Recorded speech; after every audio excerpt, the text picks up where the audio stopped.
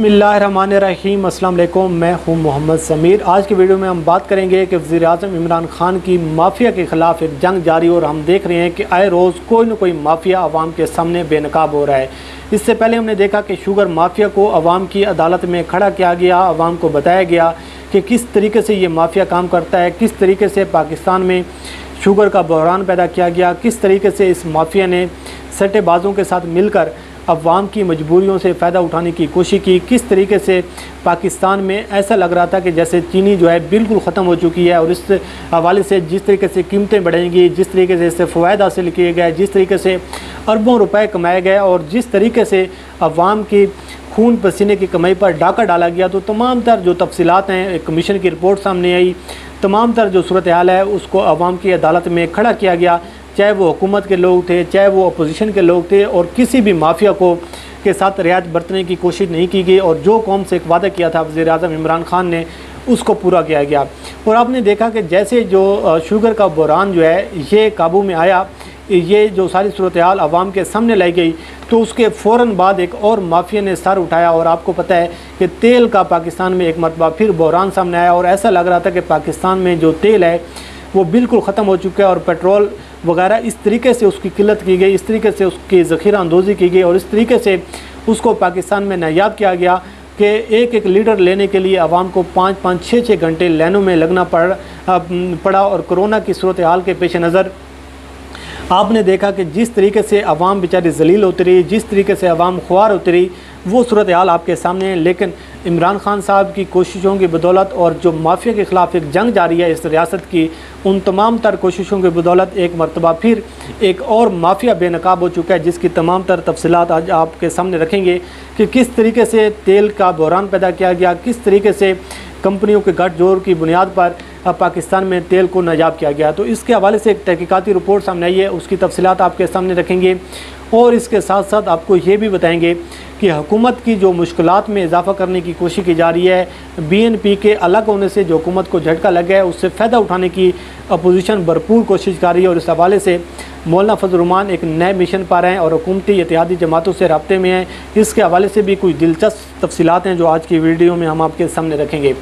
तो सबसे पहले हम बात कर लेते हैं कि जो तेल का बहरान पैदा किया गया, इसके हवाले से जो तहकीकाती रिपोर्ट सामने आई है वो क्या कहती है। ओगरा की जानिब से एक तहकीकाती कमेटी तश्कील दी गई थी कि क्योंकि आपको पता है कि वज़ीर-ए-आज़म इमरान खान ने इस पर एक्शन लिया था, और एक वफाकी काबीना के इजलास में इमरान खान साहब ख़ासे इस पर नाराज़ हुए थे। ख़ासे इस पर उन्होंने जो वफाकी वज़ीर हैं जो पेट्रोलियम के, और इसके हवाले से जो मुतल्लिक़ा अफराद हैं उन पर सख्त एक्शन भी लिया था, और उन पर सख्ती भी की थी, नाराज़गी का इज़हार किया था कि किस तरीके से ये जो माफिया है ये दिन ब दिन मजबूत होता जा रहा है, और आवाम तक जो एक पाकिस्तान की हुकूमत जो सुबह रोज़ जो एक मेहनतकारी है, जो जिस तरीके से इस माफिया का एक जो ज़ोर है वो ख़त्म करने की कोशिश की जा रही है, तो उसके जो असरात हैं वो आवाम तक के क्यों नहीं पहुँचाए जा रहे। और आपको पता है कि जिस तरीके से पाकिस्तान में तेल की कीमतें कम हुई, लेकिन उसकी बदौलत भी पाकिस्तान की आवाम को सिर्फ़ एक एक लीटर लेने के लिए 10-10, 12-12 घंटे इंतज़ार करना पड़ा। तो उस पर इमरान खान साहब ने नाराज़गी का इज़हार किया था, और इमरान खान साहब ने ये एक्शन लिया था कि फिल फॉर जो ओगरा है उसको अहकामात जारी किए थे कि आप एक्शन लें, और ये बताएं कि इसके ख़िलाफ़ कौन लोग हैं, कौन सा माफिया है, कौन ये लोग हैं, किसके गठजोड़ की बुनियाद पर ये सब कुछ किया जा रहा है। तो इस हवाले से जो तहकीकाती रिपोर्ट सामने आई है, ये 49 सफ़ात पर मुश्तमिल तहकीकाती रिपोर्ट है, और इस रिपोर्ट में इंकशाफ किया गया है कि 9 ऑयल कंपनी हैं, उनके गठजोड़ की बुनियाद पर जानबूझकर तेल का बहरान पैदा किया गया। इसके साथ साथ इस रिपोर्ट में ये भी कहा गया है कि इन्हीं कंपनियों ने जो पेट्रोल था उसकी स्टोरेज करके 1 जून से जो पेट्रोल की जो सप्लाई थी उसको महदूद कर दिया गया। उसके बाद ये कहा गया कि इन्हीं लोगों ने, इसी माफिया ने पेट्रोल को अवाम तक नायाब पहुँचाने के लिए जानबूझकर पेट्रोल का हज़ारों के हिसाब से टन जो है, हज़ारों टन ज़ख़ीरा करके उसको छुपा कर अवाम तक तेल नहीं पहुंचाया, उसकी वजह से अवाम को परेशानी का सामना करना पड़ा। और आपने देखा, इसके साथ हम अभी हम आपको बताते हैं कि कौन कौन सी कंपनियां जो हैं जिनके पास हज़ारों की तादाद में टन ऑयल पड़ा हुआ था, लेकिन उन्होंने जो आगे सप्लाई है वो अवाम तक नहीं पहुँचाई। इसके साथ साथ इसी रिपोर्ट में ये भी कहा गया है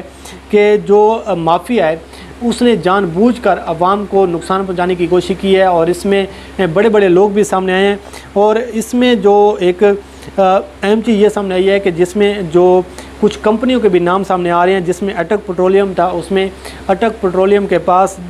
2923 टन पेट्रोल जो है ये मौजूद था, लेकिन उन्होंने इसकी जो सप्लाई है ये जानबूझकर इसको रोक दी थी। इसके साथ जो टोटल पार्को है उसके पास 3786 टन के हिसाब से पेट्रोल पड़ा हुआ था। शेल पाकिस्तान के पास 4371 जो टन है वो पड़ा हुआ था ऑयल। और इसके साथ जो ताज गैसोलीन कंपनी है उसके पास 998 टन पड़ा हुआ था। और इसी तरीके से और भी कंपनी है जिनके पास कोई 30,758 टन जो था वो पेट्रोल जो है वो मौजूद था, लेकिन अवाम तक उसको नहीं पहुंचाया गया। लेकिन ये सूरत हाल है। और इसी रिपोर्ट में ये भी कहा गया है कि जो बहरान करने वाले, जो पैदा करने वाले जो माफिया है, उस माफिया ने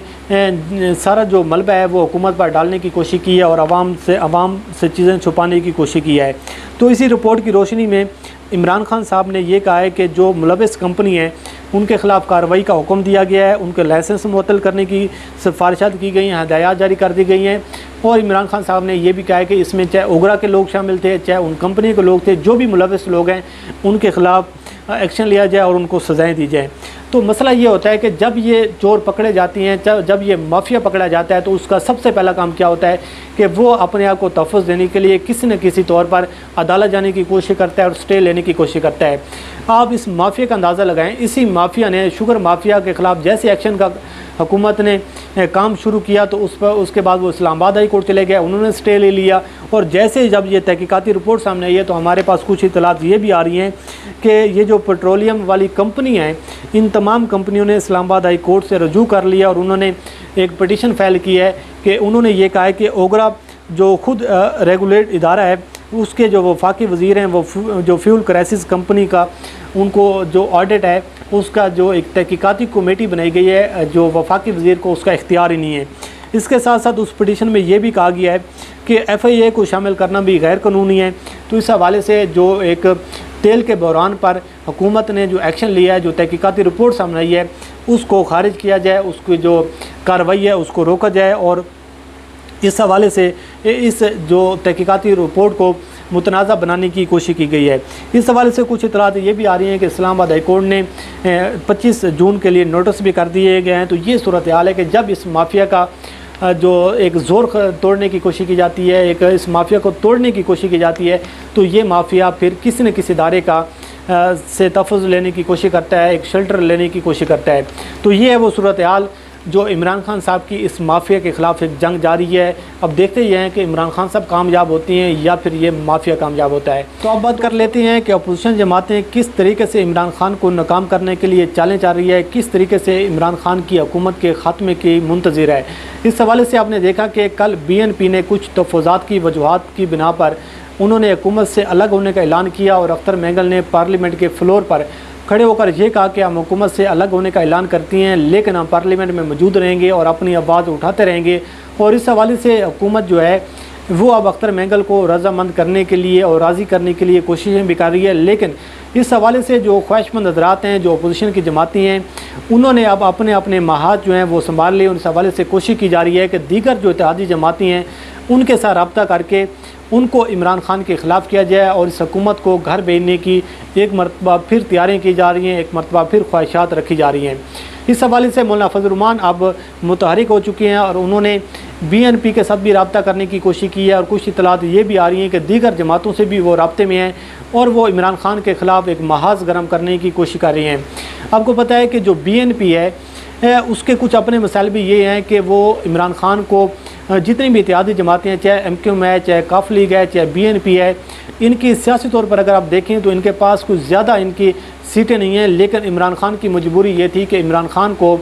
वो ये लोग भी ज़रूर चाहिए थे, क्योंकि इमरान खान के पास मुकम्मल मेजॉरिटी नहीं थी। और उसकी बदौलत आज इमरान खान को उसकी जो कीमत ये अदा करनी पड़ी है कि 3-3 सीटों वाले, 4-4 सीटों वाली जमातें, 5-5 सीटों वाली जमातों के हाथों ब्लैकमेल होना पड़ा है। तो उस हवाले से जो पाकिस्तान की अवाम के लिए जो अब इमरान खान की जो कोशिशें हैं इस माफिया का के ख़िलाफ़ जो जंग जारी है उसका जो सामना किया जा रहा है उसकी भी मुश्किलात में इसलिए इमरान खान साहब को पेश आ रही हैं क्योंकि इमरान खान को बहुत सारे प्रॉब्लम जो हैं वो इसलिए फेस करना पड़ी हैं क्योंकि इमरान खान के पास मुकम्मल मेजॉरिटी नहीं है। तो इस हवाले से जो BNP है उसको मनाने की कोशिश की जा रही है हुकूमत की जानिब से। जो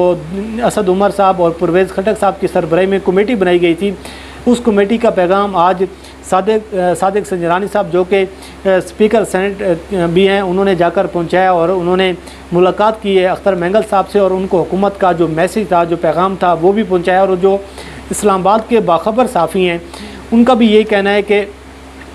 जो BNP है वो 2-4 रोज़ में वापस हुकूमत में आ जाएगी और जिसका इशारा आज अख्तर मेंगल साहब ने भी दे दिया है। तो इस हवाले से अब जो अपोजिशन की जमातें हैं वो मौलाना फजल रहमान अब वो काफ लीग से रब्ता करने की कोशिश कर रही हैं, MQM पाकिस्तान से रब्ता करने की कोशिश कर रही हैं। और काफ लीग जो है वो सॉफ्ट टारगेट इसलिए भी है क्योंकि जो मोनी सिलाई के इशू पर जो तनाज़ा चल रहा है काफ लीग और इमरान खान साहब के दरमियान, तो अब ये कोशिश की जा रही है कि क्योंकि मौलाना फजल रहमान को जब धरना हुआ था तो उस वक्त काफ लीग ने कुछ वादे किए थे, कुछ यकीन दहानियाँ करवाई थी, तो उसका जो बदला है अब वो मौलाना फजल रहमान इस शक्ल में लेना चाह रही हैं कि वो अब काफ लीग को रज़ामंद कर रहे हैं कि आप भी किसी न किसी तरीके से इस हुकूमती इतिहाद से अलग हों ताकि इमरान खान के ख़िलाफ़ एक मुहिम लॉन्च की जाए और इमरान खान के ख़िलाफ़ अदम एतमाद की तहरीक लाई जाए। तो इस हवाले से देखते हैं क्या मौलाना फजल रहमान किस कदर कामयाब होते हैं, किस कदर कामयाब नहीं होते। लेकिन नून लीग, पीपल पार्टी और मौलाना फजल रहमान अब ये एक गठजोड़ जो एक मुकाम हो चुका है इन लोगों का अपोजिशन का, वो अब इमरान खान के ख़िलाफ़ सरगर्म हो चुके हैं और अपोजिशन की जो जमातें हैं वो इत्तेहादी जमातों को मनाने पर अब किसी न किसी शक्ल में अब अपनी तैयारी कर रही हैं। लेकिन जो इमरान खान के हवाले से जो इतलात ये आ रही हैं, कुछ ज़राए से हमारे पास जो ख़बरें ये आ रही हैं कि इमरान खान साहब ने वाज़े, दो टोक और क्लियर अंदाज में ये मैसेज दिया है कि वो अब किसी सूरत में ब्लैकमेल नहीं होंगे, चाहे उनकी हुकूमत 2 दिन रहती है, 3 दिन रहती है, 4 दिन रहती है। तो इस हवाले से इमरान खान ने दो टोक और वाज़े अंदाज में अपने इत्तेहादी जमातियों को मैसेज भेजा है। उन्होंने ये कहा है कि इत्तेहादी जितने भी हैं वो हमारे लिए इज़्ज़त की हैसियत रखती हैं, कदर की निगाह से हम उनको देखते हैं और हमारे लिए बड़ी अहमियत के हामिल हैं, हम उनकी रिस्पेक्ट भी करते हैं, उनको मनाने के लिए हर मुमकिन कोशिश की जाएगी, लेकिन इस मरतबा ब्लैकमेल नहीं होंगे। तो बहरहाल देखते हैं क्या सियासी मंजरनामा तब्दील होता है, क्या सूरत हाल बनती है और जून के हवाले से जो क्या सराहें की जा रही हैं वो किस कदर सच साबित होती हैं। तो इसका आने वाले दिनों में जो भी अपडेट होगी हम आपके उन तफसीलात से आपको आगाह करेंगे। मुझे दीजिए इजाज़त, अल्लाह हाफ़िज़।